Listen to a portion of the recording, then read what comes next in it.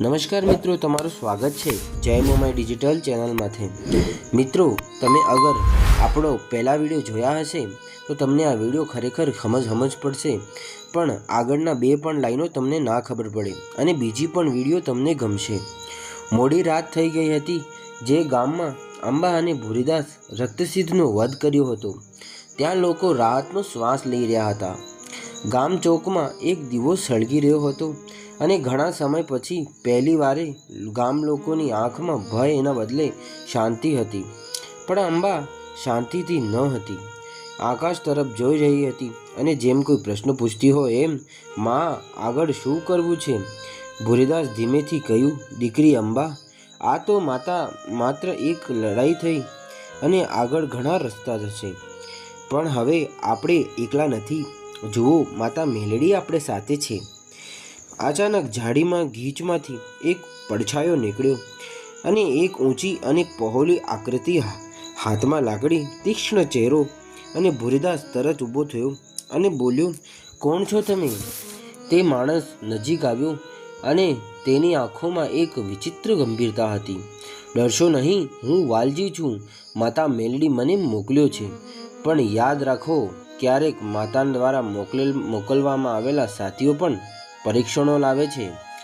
અંબા અને ભૂરીદાસ એકબીજાના સામે જોવે છે। તેમના મનમાં એક પ્રશ્ન હતો, શું આ ખરેખર માતાનો દૂત છે કે પછી કોઈ બીજું રહસ્ય છે? સવાર પડતા જ ત્રણેય જણા પોતાના પ્રવાસે નીકળી ગયા અને ચંદ્રાવતી નગરીનો રસ્તો આ ગામમાંથી જતો હતો જે ગામનું નામ વીરપુર હતું। પણ આ ગામમાં સાવ ઉજાડ હતો, ખેતરો ઉજાડ હતા, કૂવો સુકાઈ ગયા હતા અને સ્ત્રીઓ પોતાના બાળકોને હાથમાં લઈને રડી રહી હતી। એક વૃદ્ધ માણસ પોતાની ઝૂંપડીમાં નિશાસો નાખી રહ્યો હતો। અંબાનું હૃદય ધ્રુંજી ઉઠ્યું। મિત્રો, આ રાક્ષસો માટે પણ આ ભયંકર સ્થિતિ છે। અહીં ભૂખ મૃત્યુ બની ગઈ છે। ભૂરીદાસ બોલ્યા કે બેટા, આજ ખરી લડાઈ છે। વાલજીભાઈ બોલ્યા, શ્વાસ લેતા બોલ્યા, માતાએ મને અહીં મોકલ્યો છે, ચાલો જોઈએ કે તમે માતાને સામે તલવાર જ ચલાવી શકો છો કે પછી માણસોના દુઃખમાં પણ ભાગ લઈ શકો છો। અંબા ચૂપ થઈ ગઈ। આ ખરેખર એક કસોટી જેવું લાગતું હતું।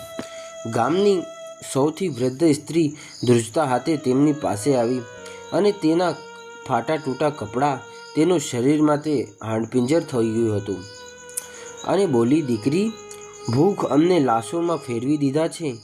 રોજાના સૈનિકો અનાજ છીનવી લે છે, બાળકો દિવસ રાત રડે છે, હવે જીવનમાં કોઈ આશા નથી। અંબા તેની દુઃખની વાતો સાંભળી રડી પડી। અંબા કીધું કે માં, હવે તમે એકલા નથી, અમે અહીં જ છીએ। પછી તો ભૂરીદાસ થેલામાંથી અનાજ હતું તે વાટી દીધું, પણ તે અનાજ મુશ્કેલથી 2 દિવસનું જ હતું। અંબાની આંખોમાં આંસુઓ ભરાઈ ગયા અને બોલી, દાદા, આ થોડા અનાજથી શું થશે? આટલા જ વાલજીભાઈ આકાશ તરફ જોયું અને બોલ્યા કે મારી લોઢાના દાંતવાળી મેલડી, મારા ઉગતા પોરની માડી, જો આજ કસોટી છે તો આ માસૂમ બાળકોને જીવવાનો અધિકાર આપો। તે ક્ષણે આકાશમાં વાદળો ભેગા થયા, હળવો વરસાદ થવા લાગ્યો અને એવું લાગતું હતું કે સૂકી જમીનમાં નવું જીવન ફૂટી ગયું અને બાળકો દોડી ગયા અને કાદવામાં નાચવા લાગ્યા। સ્ત્રીઓ રડવા લાગી, આકાશ તરફ હાથ ઊંચા કરી કહેવા લાગી કે માતા મેલડી સત્ય છે, માતા મેલડી સત્ય છે। અંબાને પોતાના હૃદયમાં એક વિચિત્ર શાંતિનો અહેસાસ થયો। વાલજીભાઈ ધીમા અવાજથી કહ્યું, આ પહેલી કસોટી હતી ભૂખ અને શ્રદ્ધાની, પણ ગામનો ખરો જુલ્મી આબ્બો હજી બાકી છે અને કર્મસિંહ નામનો એક કર્મચારી અહીં રાજ કરતો હતો। રાજાનો પડછાયો તેના માથે પર હતો અને સવારે કર્મસિંહ ગામના ચોકમાં આવ્યો અને સહસ્ત્ર સૈનિકો તેની સાથે હતા અને તેણે એક ગરીબ ખેડૂતને પકડી લીધો અને ઝાડ સાથે બાંધી દીધો।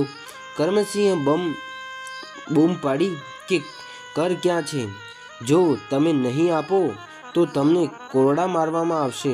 ગરીબ ખેડૂત બૂમો પાડી, માલિક, ઘરમાં અનાજનો એક દાણો પણ નથી. કર્મસિંહે તેનો કોરડા માર્યા અને લોહી ભેગો કરી નાખ્યો અને ભૂરીદાસનું ખૂન ઉકળી ઉઠ્યું. બસ હવે થયું, બસ હવે થઈ ગયું. અંબા પોતાની ત્રિશૂલ સામે જોતી હતી ત્યારે અંબાનો હાથ વાલજીભાઈ પકડી લીધો અને પહેલાં સમજો પછી લડશો કે તમે સમજ્યા વગર ના લડાઈ કરો. તે રાત્રે ત્રણેય એક યોજના બનાવી. સવારે જ્યારે કર્મસિંહ ગામનો પાછો આવ્યો ત્યારે સેંકડો ગામ લોકો ચોકમાં ભેગા થયા. બધાએ એક અવાજે કહ્યું, બસ થઈ ગયું, આપણું અનાજ નહીં આપીએ, હવે ચૂપ નહીં રહીએ. કર્મસિંહ ગુસ્સામાં પોતાની તલવાર કાઢવા જતો હતો એટલા જ વાલજીભાઈ આગળ આવ્યા અને તેની આંખોમાં આગ હતી. તેમની લાકડી જમીન પર મારી અને બોલ્યા કે લોકો માતાના દીકરા છે અને હવે તમને મારતા પહેલાં તમારે અમારાથી પસાર થવું પડશે. ગામ લોકો પણ પથ્થરો અને લાકડીઓ લઈને ઊભા થયા. કર્મસિંહ ડરી ગયો અને પાછળ હટીને ભાગી ગયો. ગામ લોકો ખૂબ રડવા લાગ્યા અને ઘણા લોકોએ અંબા અને ભૂરીદાસના પગમાં પડી ગયા અને કહ્યું, દીકરી, આજે અમને સમજાયું છે કે અમે માનવી છીએ અને માનવનો અર્થ સમજી ગયા. તે રાત્રે ત્રણેય ઝાડ નીચે બેઠા. આગ સળગી રહી હતી. ભૂરીદાસ ધીમેથી કહ્યું, અંબા, જો માતાએ આપણને કયા રસ્તે મોકલ્યા છે? ખરી લડાઈ તો ફક્ત રાક્ષસો અને સામે જ નથી, પણ ભૂખ અને અન્યાય સામે પણ છે. અંબાએ ભૂરીદાસ સામે જોયું. તેની આંખોમાં ચમક હતી. દાદા, હવે મને સમજાયો. માતાના આશીર્વાદ છે કે આપણો લોકો વચ્ચે જઈએ અને તેમના દુઃખમાં ભાગ લઈએ. વાલજી ભાઈ બંને તરફ જોયું અને બોલ્યા, આ બીજી કસોટી હતી, અન્યાય સામે ઊભા રહેવાની. પણ યાદ રાખો, સૌથી મુશ્કેલ અને મોટી કસોટી હજુ આવવાની બાકી છે. ત્રણેય આકાશ તરફ જોયું અને એવું લાગતું હતું કે તારો વચ્ચે માતાની છબી હસતી હતી. અને મિત્રો, બીજો ભાગ આગળની વિડીયોમાં આવશે. અને તમને આ વિડીયો ગમી હોય તો વિડીયોને લાઇક અને ચેનલને સબસ્ક્રાઈબ કરી દેજો અને બેલ આઇકનમાંથી ક્લિક કરી તમારા મિત્રોને પણ વિડીયો શેર કરજો. તો જય મા મેલડી, જય દશામાં, જય મેલડીમાં, જય ખોડલમાં, જય જ્વાલામાં, જય સાવરિયા શેઠ.